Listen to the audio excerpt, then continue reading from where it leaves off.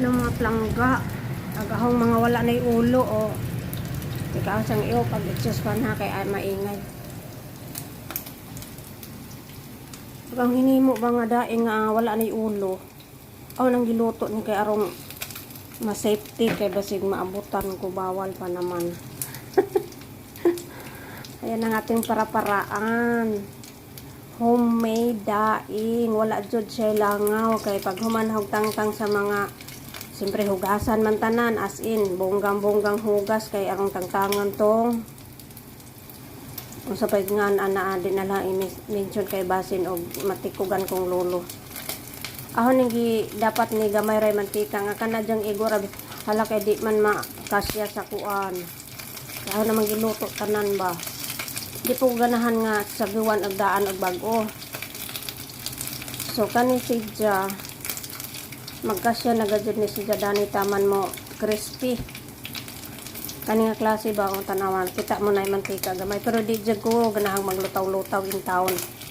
Unang-una ilabog ra man po ng isang kanang iyos na bitaw labog raman pod kay ako pwede mo ko igisan ha sa gulay kanang isang kan bitaw ginisa na igisan nagmunggos para flavor naman kay alam mo na yung lola ninyo di gud ni hilig og magtapon-tapon basta okay pa siya. So para humot ang ahang munggo ginisang munggo kaning mantika dani mo ay ahong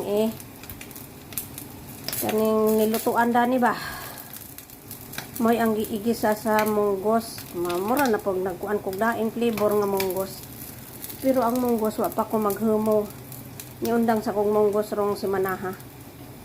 So in so story puros na nilawas kay una hurot na isang kain ko lang yung 24 na ulo kasi 24 to piraso mauto na ni andar na pagkang kati-kati kay limang kag 24 ka ulo.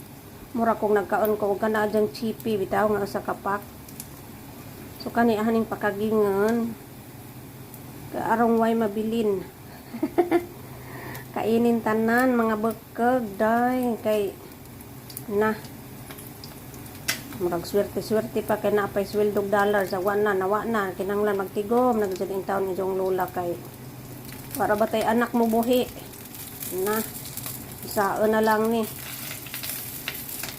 na amang gani uban na mga anak pa manggani buhi no, ilan namang ganing ising-ising kaluoy sa di lali magbuhat di lali manganak ansa pagkuana dili na panumbalingon ang ginikanan huy Ginoo ko tabang panabang mananabang